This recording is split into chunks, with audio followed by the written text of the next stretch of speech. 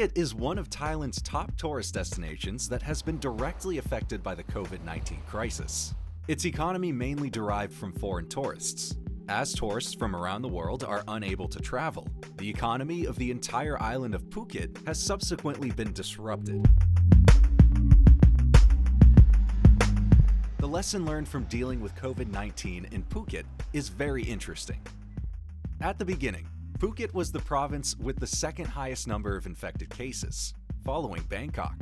However, it quickly managed the infections within only a few months. Currently, Phuket is restoring its economy and tourism, along with balancing the economy and disease control by highlighting its health and wellness tourism to create Phuket as a safe haven and safe destination for foreign tourists in the future.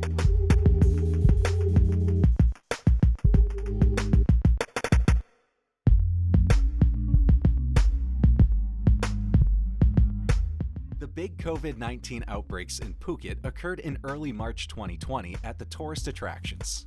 such as Soi Bangla, Patung Beach in Kratu district, where a small alley of a few hundred meters is packed with almost 600 entertainment venues and is very crowded with tourists. As a result, when the COVID-19 outbreak occurred, it spread rapidly and was difficult to control.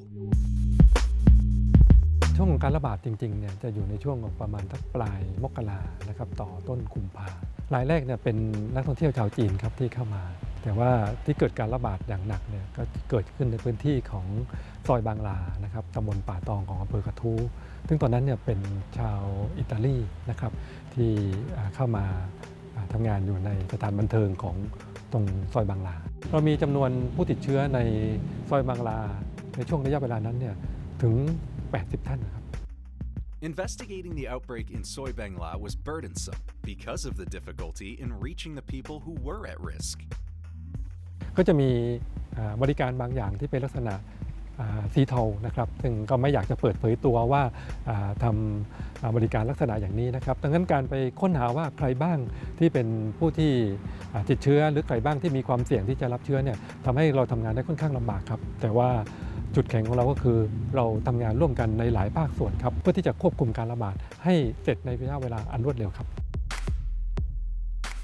Another area where there was a large outbreak in Phuket was the Ban Bang Tao community, Sreng Talay in Talang district, which was caused by a person who was exposed to the infection in the Soi Bangla area. Most of them worked at the entertainment venues there and traveled back to other nearby districts, causing the infection to spread to other sub-districts quickly. The Bang Tao area is a community filled with villagers who live in a crowded space.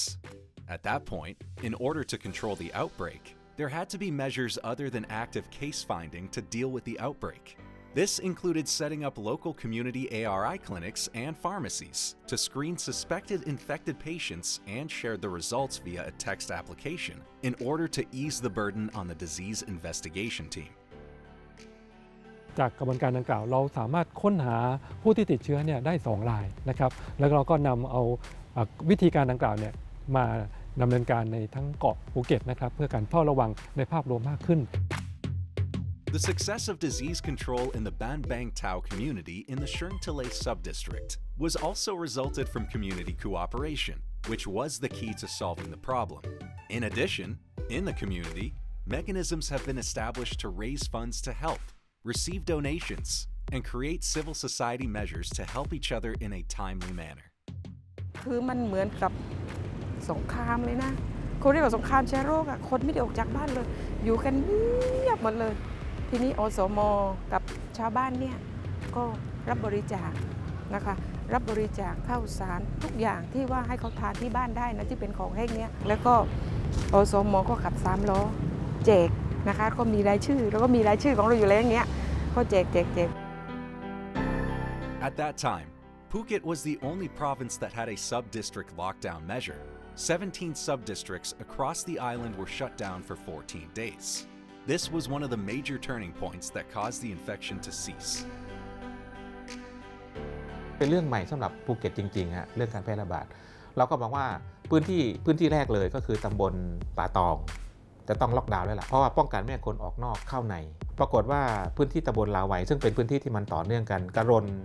เป็นที่ท่องเที่ยวที่มันต่อเนื่องกันก็ขอล็อกดาวน์ด้วยนะครับเพื่อจะได้ควบคุมกำกับดูแลคนที่จะผ่านไปเพราะเขาก็ไม่อยากให้คนในพื้นที่ติดเชื้อตอนนั้นยังไม่ได้คิดว่าจะต้องล็อกดาวน์ทั้งจังหวัดนะครับทั้ง17ตำบลปรากฏว่าพอล็อกดาวน์ขึ้นมาแล้วเนี่ยมันได้ผลครับคือเราสามารถที่จะป้องกันไม่ให้คนเดินไปเข้าออกแล้วก็จำกัดพื้นที่เลยว่าเราค้นหาเฉพาะบริเวณนี้ Even though Phuket is one of the few provinces in the south that has a large regional hospital. At the time, when the number of infected people tended to rise, the capacity for admitting COVID-19 patients across the island was only 191 beds. Therefore, 2 field hospitals were established, the first one of which took only 2 days to build. การประเมินสถานการณ์นะครับณประมาณปลายเดือนมีนาคมเนี่ยนะครับเราคาดการณ์ว่าถ้าเกิดอัตราการเป็นติดเชื้อของผู้ป่วยเข้ามาระดับนี้เราจะมีผู้ป่วยประมาณ600คนเราใช้เวลาในการที่เตรียมการนะครับโดยทีมทั้งภาครัฐและเอกชนนี่สำคัญมากนะครับช่วยเหลือนะครับทุกสิ่งทุกอย่างภาคประชาชนก็เหมือนกันนะครับไม่ว่าจะเรื่องของเตียงนะครับเรื่องของการระดมสรรพกำลังต่างๆนะครับครุภัณฑ์ทางการแพทย์การระดมเงินนะฮะในการซื้อวัสดุครุภัณฑ์ต่างๆในการที่จัดตั้งและก่อตั้งโรงพยาบาลสนามแห่งนี้ให้เสร็จภายใน2 วัน This field hospital has served 122 patients infected with COVID-19 in Phuket, which was over 50% of all patients. The key to coping with COVID-19 in Phuket is the synergy across all sectors. Like a jigsaw puzzle that contributes to the bigger picture, which quickly helped cease the infections by June 2020.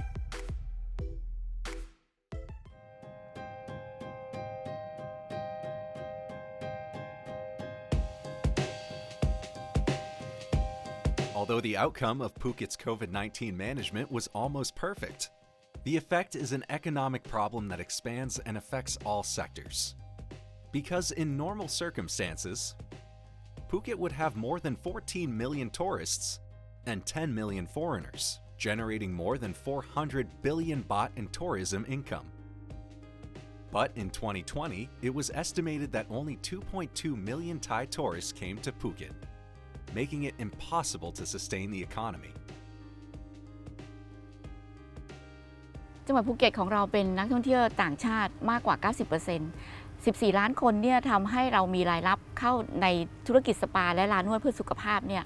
มากกว่า 5,000 ล้านบาทต่อปี วันนี้เราไม่มีนักท่องเที่ยวต่างชาติที่จะเข้ามาในจังหวัดภูเก็ตเราฉะนั้น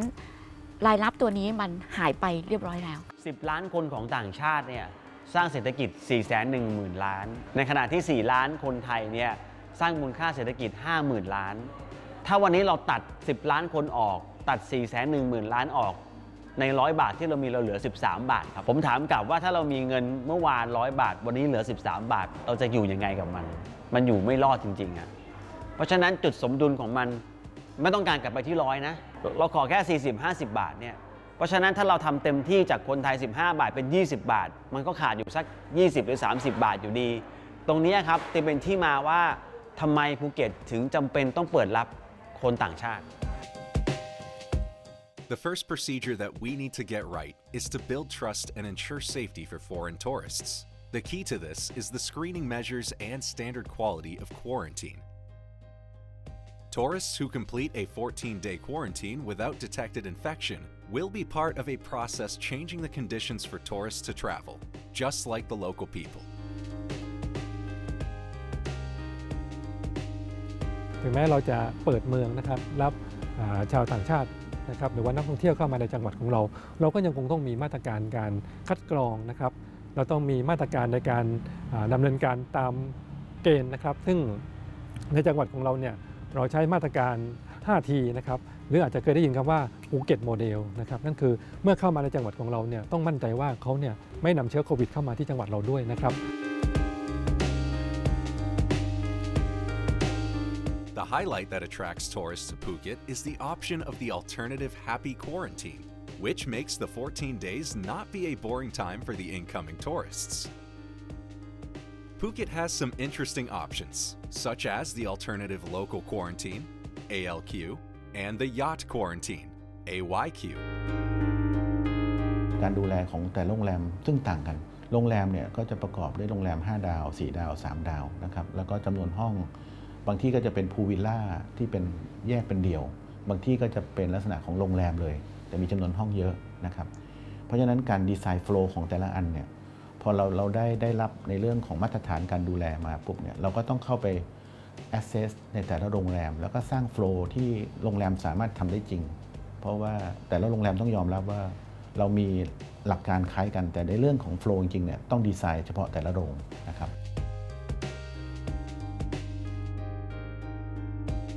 คือยอชเนี่ยก็คือคนที่ติดมากับเรือคนเรือเขา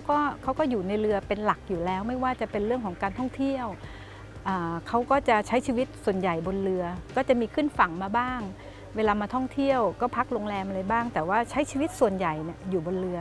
ดังนั้นเนี่ยการกักตัวบนเรือไม่ใช่ปัญหาของเขาเลยนะคะบนเรือเนี่ยมีฟาซิลิตี้ครบทุกอย่างมีที่เก็บอาหารเรื่องของขยะระบบกำจัดขยะอย่างดีขยะของเขาเนี่ยถึงขั้นแช่แข็งแล้วก็อาหารของเขาเนี่ยเขาจะมีห้องเย็นที่จะแยกส่วนของผักแยกส่วนของเนื้อแล้วก็อยู่ได้เป็นเดือนดังนั้นการควอรันทีนบนเรือเนี่ยจริงๆแล้วต้องถือว่าเป็นเรื่องที่สะดวกสบายที่สุดแล้วก็มีความเป็นไปได้ง่ายที่สุดสำหรับคนที่อยู่ในเรืออยู่แล้วค่ะ In addition, the government sector has tried to design new measures to welcome tourists, such as the Special Tourist Visa, STV, a long-term visa issued to tourists who plan to come for a long stay in Thailand and agree to the 14-day quarantine. คือสิ่งที่ภูเก็ตมีมากกว่าจังหวัดอื่นคือบทเรียนนั้นเจ็บปวดครับเราเป็นจังหวัดที่2ที่รองจากกรุงเทพมหานครที่มีผู้ติดเชื้อ227 รายแต่บทเรียนเจ็บปวดก็คือเราต้องโดนล็อกดาวน์ตำบลซึ่งพูดไปเนี่ยหลายคนที่ฟังผมไม่เข้าใจนะว่าความเจ็บปวดเขาบอกก็ดีนะได้พักผ่อนอยู่บ้านก็คิดอย่างนั้นแต่จริงๆมันไม่ได้สนุกอย่างนั้นนะครับนั้นความเจ็บปวดตรงนี้มันเป็นบทเรียนทำให้เราตอกย้ำเราว่าเราประมาทและพลาดไม่ได้อีกแล้วมันทำให้เราตั้งการ์ดสูงคุณจะเห็นได้ว่าที่ภูเก็ตจะมีใส่หน้ากากเยอะมากในขณะที่บางพื้นที่เนี่ยหน้ากากไม่ใส่กันแล้วคุณจะเห็นได้ว่าในบางร้านอาหารยังตรวจอุณหภูมิอยู่แม้ว่าดูเหมือนว่าทุกอย่างปกติแล้วก็ตามลานใหญ่ซึ่งมีทุกวันอาทิตย์เป็นถนนคนเดินยังมีการตรวจอุณหภูมิทุกครั้งที่เข้าออกเพราะฉะนั้นผมว่าสิ่งเหล่านี้มันทำให้เราพยายามจะบอกตัวเองเสมอว่าเราประมาทไม่ได้เราพลาดไม่ได้ด้วย mindset อย่างเงี้ยครับทำให้เราไปต่อได้จริงๆOur hope and solution for the people of Phuket at this moment is to find a way to reopen our city and attract tourists to come back as soon as possible. We also want to create a balance of measures for public health, which must be effective and intensive in keeping the economy going.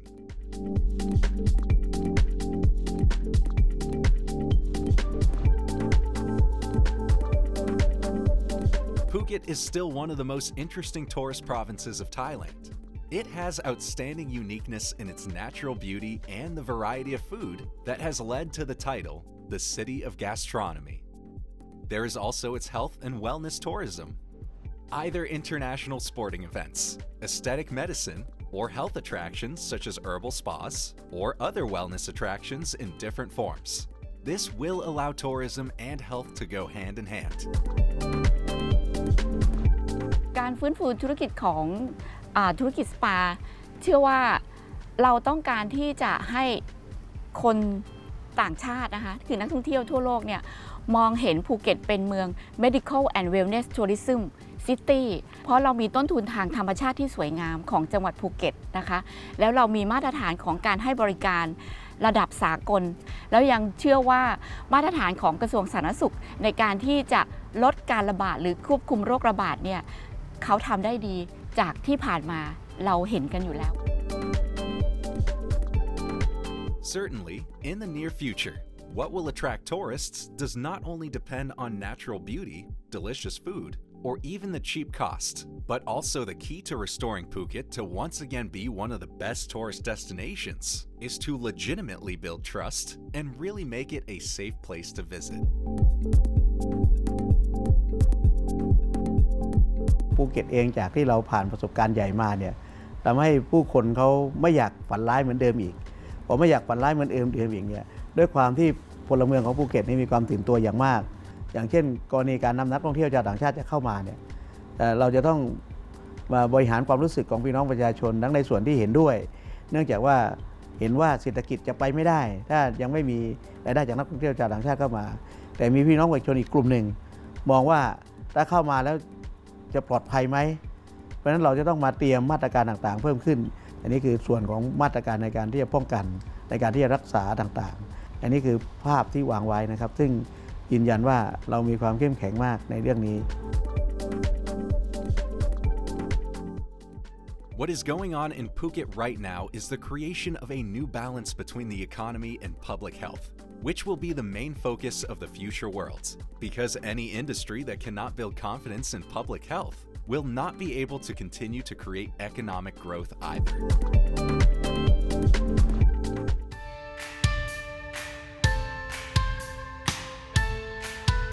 ผมคิดว่าที่นี่คือเมืองแห่งความสุขครับ